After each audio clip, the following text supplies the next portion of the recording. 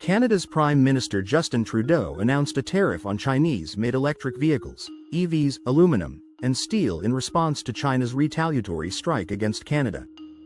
This move threatens to devastate one of the country's most vital agricultural exports, canola, which Canadian canola farmers are bracing for the possible loss of one of their best customers. China has launched an investigation into potentially unfair trade practices, accusing Canada of dumping cheap canola into the Chinese market. Canada's aggressive move aligns with its allies the United States and the European Union in their efforts to counter what they perceive as unfair Chinese trade practices. Trudeau justified these measures by stating that actors like China have chosen to give themselves an unfair advantage in the global marketplace, compromising the security of critical industries and displacing dedicated Canadian auto and metal workers. Canada's tariffs are broad and far-reaching, encompassing a wide range of Chinese-made EVs, including electric and certain hybrid passenger automobiles, trucks, buses, and delivery vans. The 100% tariff comes on top of the existing most favored nation import tariff of 6.11% already applied to EVs produced in China and imported into Canada. This move brings Canada in line with the United States, which quadrupled its tariffs on Chinese EVs to 100% in May 2024, and the European Union, which imposed duties of up to 36.3% on Chinese MEVs. On October 2, 2024, the Chinese Commerce Ministry announced plans to launch an anti-dumping investigation into Canadian canola imports. This move strikes at the heart of Canada's agricultural economy, as canola is a major export crop in 2023 alone. Canadian canola exports to China were valued at a staggering $3.47 billion, making China the second-largest market for Canadian canola after the United States. China accused Canada of dumping products into the Chinese market, mirroring accusations often leveled by Western countries against Chinese manufacturers. A spokesperson for China's Commerce Ministry stated that Canada's actions will disrupt the stability of global industrial and supply chains and seriously undermine economic and trade rules. Canada's canola industry is facing a significant impact due to China's trade actions, with a report by Morningstar DBR estimating that the Canadian canola industry could face a devastating $1 billion hit. This figure is alarming compared to the fallout from a previous trade dispute in 2019, which cost the sector between $1.5 billion and $2.4 billion over 2 years. The historical context of Canada's canola trade adds another layer of complexity and urgency to the current situation. In 2019, China blocked shipments from two major Canadian canola exporters, Richardson International and Veta, leading to a dramatic drop in canola exports from 4.87 million tons in 2018 to just 1.54 million tons the following year. It took until 2023 for sales to bounce back to 4.59 million tons after 4 years of significantly reduced volumes. The impact of China's latest move is already being felt acutely by Canadian farmers, who estimate that the price drop could cost them about $2 per bushel, potentially amounting to a staggering $100 per acre. Farmers in Canada have been affected by labor disputes on railways, at ports, and drought conditions that have plagued the sector. The Canadian government has been quick to defend its actions and reassure the agricultural sector, but their words may ring hollow for farmers facing potential ruin. Deputy Prime Minister and Minister of Finance Chrystia Freeland stated that they are moving in lockstep with key international partners to protect Canadian workers and businesses in their steel and aluminum sectors from China's intentional state-directed policy of overcapacity and oversupply, which is undermining Canada's ability to compete in domestic and global markets. Mary Ang, Minister of Export Promotion, International Trade and Economic Development, added that China's non-market policies and practices create an unfair playing field for businesses and undermine the success of Canadian workers. Minister Lawrence M.H. emphasized the government's commitment to supporting Canadian farmers, stating that producers depend on and play by a rules-based global trading order that provides reliable market access. He is working with colleagues across government and in the sector to monitor developments closely and continue to defend and support the sector every step of the way the situation has unfolded. The ongoing trade dispute between China and Canada has sparked intense reactions at the provincial level, particularly in Western Canada, where the agricultural impact is most acute. Saskatchewan Premier Scott Moe expressed his province's deep concern over China's anti-dumping investigation, while the Saskatchewan government sent a letter to Ottawa urging quick resolution of the issue. The federal government reminded the federal government that Saskatchewan farmers had already bear the brunt of Chinese retaliation in the past, with a market access ban on canola in 2018 leading to a decrease of more than $1 billion in exports to China from Saskatchewan. Saskatoon's Minister of Agriculture David Merritt described the situation as saber-rattling, but acknowledged the immediate and significant impact on markets. However, the market trend did not help, and the situation became louder when the market trend did what it did in one night. WWE executive Mongin Zhou theorized that this was an anti-dumping investigation, all preordained. China is turning to the World Trade Organization to resolve this dispute with Canada, while the federal government says it is prepared to defend its agriculture sector as farmers remain caught in the middle of another tit-for-tat trade battle over matters beyond their control. The trade dispute has broader implications for Canada's China relations and highlights the challenges Canada faces in navigating its relationships with both China and the United States. White House National Security Advisor Jake Sullivan emphasized the importance of Canada's alignment with U.S. policy, stating that being on the same page between the U.S. and Canada, particularly as Canada will be chairing the G7, is vital for U.S. national security and the broader free world. Canada's Minister of Agriculture Lawrence MCCA writes that producers depend on and play by a rules-based global trading order that provides reliable market access. The quality of Canadian canola is well known around the world, and the impact of these trade tensions extends far beyond the agricultural sector, affecting multiple industries crucial to Canada's economy.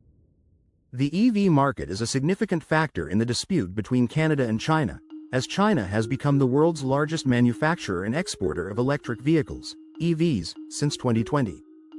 In 2023, China's annual EV exports reached $47.2 billion, an increase from just $0.2 billion in 2018. Canadian officials attribute this growth to extensive state subsidies and non-market practices employed by China. To establish itself as a key player in the global EV industry, the federal government has made significant investments in the auto sector, including funding for battery plants in St. Thomas and Windsor, Ontario, and a multi-billion-dollar expansion of Honda's Alliston, Ontario plant for EV production. These investments are part of a broader strategy to transition to a net-zero economy with over $60 billion allocated to grow the economy and create jobs in clean technology sectors. Critics argue that the tariffs could have unintended consequences for Canada's own climate goals and EV adoption rates. Andrew Bell, director with the Electric Vehicle Association of Alberta, called the tariff an unnecessary barrier to EV adoption and called it an unnecessary barrier to EV adoption. The dispute highlights the challenges of economic diversification for Canada, as China remains a crucial trading partner in 2023. Canadian exports to China for agriculture, hunting, forestry, and fishing increased, underscoring the difficulty of quickly pivoting away from established trade relationships. The international dimension of this dispute is significant, and far-reaching China has filed a complaint with the World Trade Organization over Canada's tariffs, accusing Ottawa of violating WTO rules. Canada has violated WTO rules by proposing to impose additional tariffs of 100% and 25% on Chinese electric vehicles, sparking intense debate within the country about the long-term implications of these trade actions. Some industry watchers are calling for the government to provide a timeline for the tariffs, suggesting they should be a short to medium-term measure. The European Union, EU, has been embroiled in a heated debate regarding the imposition of additional taxes on China's new energy vehicles, with some countries advocating for higher taxes to protect their local automobile industries while others express concerns about potential retaliation from China. The EU ultimately decided to impose additional taxes on Chinese new energy vehicles sold in the EU European market, an action that has been perceived as a direct challenge to China. However, the EU's sanctions have not only failed to intimidate China but have inadvertently created a significant opportunity for Russia, which has swiftly reached agreements with China in the field of new energy vehicles. Competition has intensified dramatically in recent years, with the gap between Europe and its competitors, particularly China and the United States, widened in key disruptive technologies. China's electric vehicles and battery technology have demonstrated superior performance and price advantages compared to similar products in Europe, allowing China to capture 88.2% of the EU electric vehicle market in 2023. With projections indicating this share could exceed 20% by 2027, the EU has implemented a series of economic security and supply chain security strategies since last year to reduce the EU's strategic dependence on China. The European Commission has dramatically increased import tariffs on Chinese electric cars, with Chinese automakers facing duties as high as 38% up from the current 10%. The bloc is reacting to China's widening its reach in global EV markets, with brands like BMW, GIL, and SAIC expanding abroad mostly due to their lower prices. Both the EU and the US are accusing Beijing of illegally subsidizing Chinese car manufacturers. The proposal to pass the EU's taxation of Chinese electric vehicles is almost a foregone conclusion, with final measures expected to be implemented within 4 months after the implementation of the temporary tax. The implementation of the EU's new tariff policy will further increase the price of Chinese cars in Europe, widening the price gap with local European cars and potentially putting Chinese manufacturers in a precarious financial position if they operate at a loss for an extended period in response to the EU's tough stance on automobile taxation. In June 2024, China launched an anti-dumping investigation on pork exported from the EU, covering pork and its byproducts. This move is a significant blow to many EU countries, as China is a crucial market for their pork exports. China consumes more than 55 million tons of pork annually, accounting for almost half of global consumption. The majority of pork imported by China comes from EU countries such as Spain, the Netherlands, France, Germany, and Denmark, which have traditionally enjoyed profitable pork exports to the Chinese market. However, the implementation of anti-dumping duties threatens this important market for EU pork producers. Spain, one of the main pork exporters in the EU, exported 560,000 tons of pork to China in 2023. If anti-dumping measures are implemented, the Spanish pork industry could face losses of approximately $400 million. Industry experts predict that the entire EU's pork market share in China may decline sharply, with sales volumes potentially dropping by 30% to 40% simultaneously. Pork prices are expected to rise by at least 20%, eliminating the previous price advantage enjoyed by EU producers. Divisions within the EU countries such as Germany, Denmark, Italy, and Hungary have openly opposed the EU's policy of imposing tariffs on Chinese electric vehicles in an attempt to ease tensions. German Economy Minister Robert Habeck actively promoted dialogue between China and Europe, particularly regarding the sensitive topic of additional tariffs on Chinese electric vehicles. However, based on previous voting patterns within the EU, only 4 countries clearly oppose the measure, far short of the required number.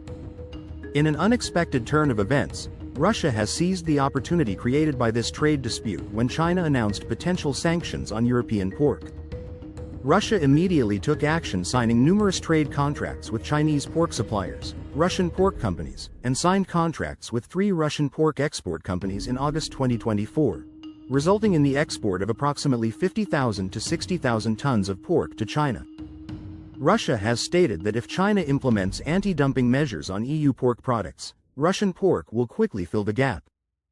The EU's attempt to use sanctions to target China's electric vehicle industry has inadvertently affected its own important supply chains.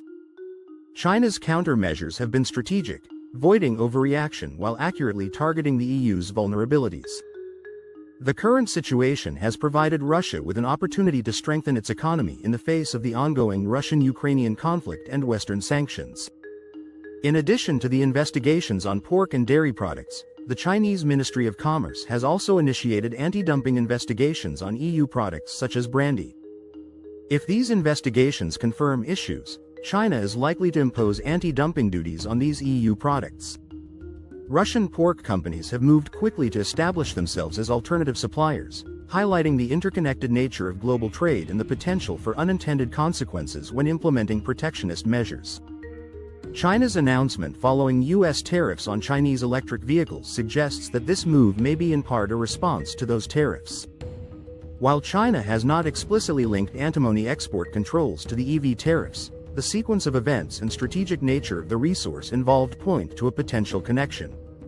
The ongoing situation raises questions about the effectiveness of using tariffs as a tool for protecting domestic industries in a globalized economy. The EU's tariffs may provide some protection for its electric vehicle manufacturers in the short term, but retaliatory measures by China could potentially cause more harm to other sectors of the EU economy. The EU has announced that it is investigating Chinese imports of electrical vehicles, while China has responded in kind by saying they are investigating brandy. This is just a warning shot, as both sides are looking at each other's positions and see who will prevail. The global economic landscape is witnessing a seismic shift as China and the European Union engage in an escalating trade dispute that threatens to reshape their long-standing economic relationship. The EU has imposed €8 billion on Chinese electric vehicles, sparking fears of potential retaliation from Beijing that could hit Europe where it hurts most. The EU's decision to slap tariffs of up to 38.1% on Chinese EVs marks a significant turning point in the bloc's approach to China's rapidly growing automotive sector. EU officials argue that these tariffs are necessary to level the playing field, citing concerns over unfair subsidies provided by the Chinese government to its EV manufacturers. They claim that these subsidies have allowed Chinese companies to offer their vehicles at substantially lower prices in Europe, potentially undermining the competitiveness of European-made EVs. Europe is more export-dependent than China, and the Chinese economy has been relatively stagnant since the pandemic. However, China still relies on imports of high-tech, aviation, and advanced materials, which go into upgrading its economy. In services, such as banking and professional services, China is extremely dependent on Europe, especially given the ongoing trade war between the US and China.